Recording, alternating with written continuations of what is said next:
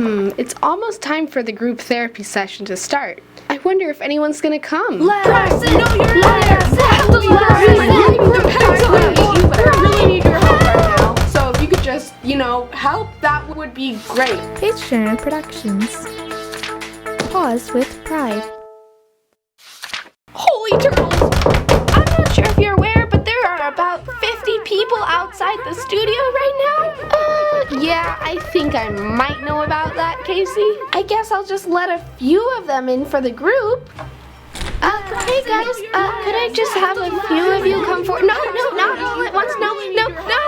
I have my work cut out for me. I did not expect that many of you, but welcome all to the third episode of LGBT Myths Busted. Today we will be discussing 5 common myths in the LGBT community, and I will be giving you my informed opinion on them. Wait a minute, Riley?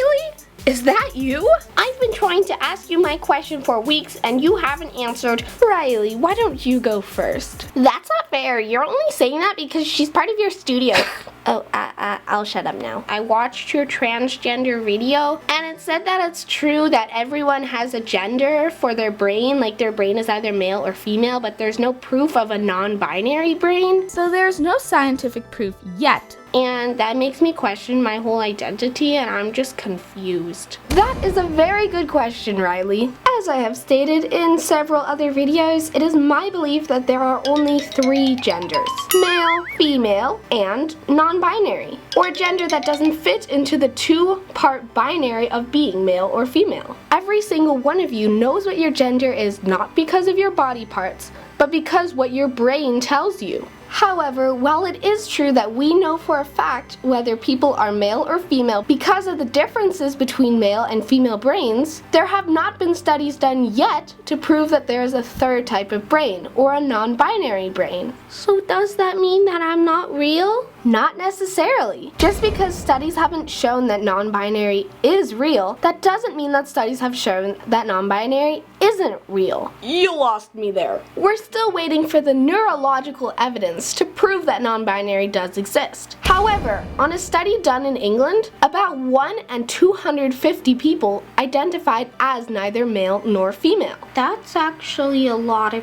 people. Exactly. The sheer number of people who are identifying as non-binary or agender or genderqueer or anything that's not male or female proves that there is something we don't know about gender. There is also the psychological aspect that is in favor of there being non-binary people. You mean dysphoria? Bingo! Gender dysphoria is a mental disorder that comes with being transgender. Non-binary people also have this gender dysphoria, meaning that their gender doesn't match the biological sex they were assigned at birth. In order to alleviate this discomfort, non-binary people will go by gender-neutral pronouns, they, them, and possibly dress in a more androgynous style. Like me! Except I'm not really wearing anything right now, so Excuse me, did you say that you don't need gender dysphoria to be trans? Oh no, not this again. I'm Kai, the non-dysphoric trans guy, and you can't stop me from being trans just because I don't have dysphoria. In fact, today my doctor finally approved me to go on hormones, so I can finally transition into the real, super fun guy me.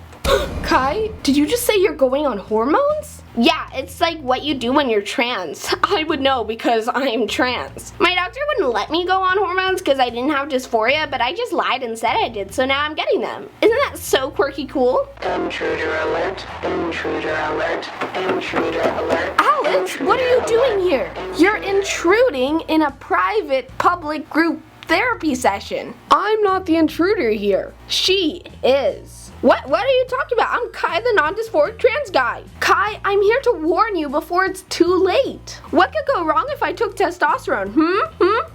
First of all, when someone who isn't trans goes on hormones, they're using up valuable trans resources that cost insurance companies a lot of money. Plus, if people who don't have dysphoria start taking hormones, then insurance companies will stop paying for them because they aren't seen as a medical necessity. Even though for people like me, or trans guys with debilitating dysphoria, they really are needed. Well, what if I just pay for the hormones myself? You know, it's not bad. I'm not stealing from anyone. You can get hormones too. Nothing bad is gonna happen to me. That's where you're wrong. You see, someone who doesn't have dysphoria isn't actually transgender. They're just cisgender, meaning that they identify with the same gender as the sex they were assigned at birth. So if someone who is a cis girl like Kai over here goes through steps to change their gender by transitioning with medical hormones like testosterone, this will then give Kai dysphoria because Kai, a girl, will have the characteristics of a guy and will feel bad about herself and have to detransition, which is a very costly procedure that often doesn't work out completely. So basically, when someone who is non-dysphoric goes through transitioning, they're not only hurting the trans community, but they're hurting themselves and whoever has to pay for this whole thing. I won't get dysphoria as a boy. Even though I don't have dysphoria now, I like acting and looking like a boy. Testosterone has a lot of effects besides just growing hair and deepening your voice. Before going on any sort of hormones, you want to make sure that you're fully matured, as in an adult, and have fully researched all the side effects and consequences of taking these medically prescribed hormone shots. But before you even go through all that, have a doctor professionally diagnose you with gender dysphoria so you can know for a fact that you're transgender. And no, lying to the doctor is not helpful at all. Okay, I won't take testosterone. I guess I'm just a tomboy, but I just wanted to be cool. Though it may sound cool to be transgender, trust me, it's really not. Dysphoria is a super uncomfortable mental disorder to have that can only be calmed down by transitioning, which is very costly and can cause you to lose family members and friends. Very well said, Alex. I have a question about transgenders too. Say transgender people, but yeah, what is it? Well, you see, I got asked out. There he is, the transphobe.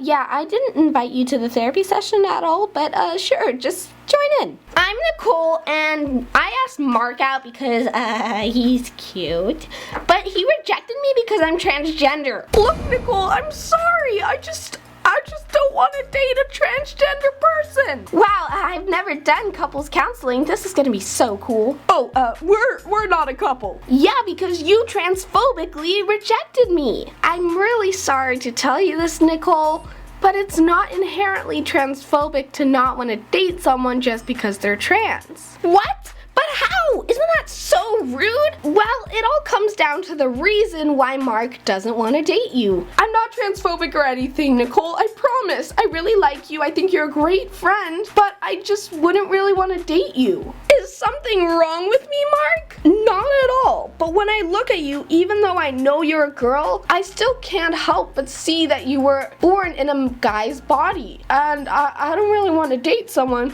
who has, guy genitalia. How shallow can you be, Mark? I'm not just my body. I'm a girl inside, and that's what counts. Pride, tell him he's wrong. Everything Mark is saying to you, Nicole, proves that he cares about who you are. He recognizes that you're a transgender person, but he would feel uncomfortable dating you because of your genitalia. And that is perfectly fine. It would be transphobic for someone to not want to date a person because, ew, you're trans, and that's not real, that's not valid. Yeah, that would be wrong. But just having a preference for dating cisgendered people isn't bad at all. It's like if someone is attracted to people who are curvy, or tan skin, or freckles, or wear glasses. I guess that does make sense. I do like people with curly hair. No one picks what they're attracted to. So if someone doesn't want to date a person whose genitals don't necessarily match what gender they are, that's okay. You're right, Pride. I'm sorry for intruding on your group session. I guess I'll go find a boyfriend on Tinder. Wow, she got over me fast. I'm kind of offended. No offense, but I thought this group was gonna be about gay people.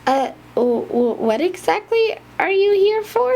Well, I came here for Connor and Magnus. They're my favorite ship on your channel. They're just so cute and gay and small. And I only ship gay couples, because they're the cutest, of course. See, kiddos, this is a classic example of what we call objectifying the LGBT community. Basically, only supporting gay couples for the purpose of, like, some sick fantasy. It's really gross, and being an ally is way more than that. that. If you're such a big ally of the LGBT community, what would you do if a lesbian hit on you? Oh my god, ew, I don't like lesbians, they're gross. Objectification is really just a form of homophobia. Even though someone acts like they support the whole LGBT community, they only support what's good for them. But I'm not doing anything wrong when I read my fan fiction. Gay people are so cool. Yeah, I'm gonna have to ask you to leave because I want to keep this a safe environment for my LGB team. Oh my god, you're such a heterophobe. Ugh, just let me enjoy my sitting small boys in peace. Gonna have to meet them one day, you know.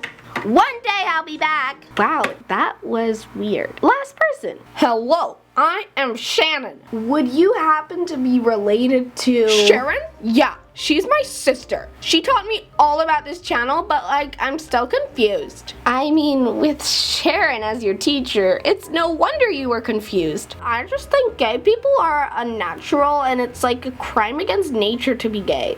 The traditional marriage is between a man and a woman, and that's the only way it can be. Oh boy, we have a lot of work to do, Shannon. Well, you see, I want to get better about this because Sharon has been so much nicer since she started talking to you guys. But I just don't understand how gay people are natural. I could talk for hours and hours about the many different reasons why being gay is perfectly normal and acceptable, as well as all the other identities in the LGBT community. But for now, let's just talk about that natural part of what you said. Did you know that homosexuality exists in over 1,500 animal species on Earth? What? So even the animals are gay? That just shows that being gay isn't something that only humans have developed for like the funsies or whatever, but it's actually a normal process in nature. Homosexuality as well as bisexuality also serves an evolutionary purpose in all of these species. Yeah, right. I doubt it. There are actually two reasons why animals or people are gay. The first one is population control. Gay animals naturally pop up within the species to ensure a little bit of regulation. But because gay people can't naturally reproduce unless one of them is transgender, human gay people will often adopt children of their own. This often happens in nature too. If a baby animal has been abandoned or their parent died or something, a gay couple might take on that child and raise them as their own. Like these super cute gay penguins. Oh, I see. Without gay and bi animals, this world would be a lot more crowded and full of a lot more abandoned kids. Okay, but like, what about religion? And what about like transgender people? Like, they aren't real, so what's going on? Like, I'm still very confused. Are we still here? Yeah, I'm gonna cut you off right there, Shannon, because we have spent a very productive therapy session dealing with a lot of people's problems. And now it's up to you, the viewers, to comment your opinions about what we just discussed, as well as more questions for another episode of LGBT Myths Busted. Page Productions.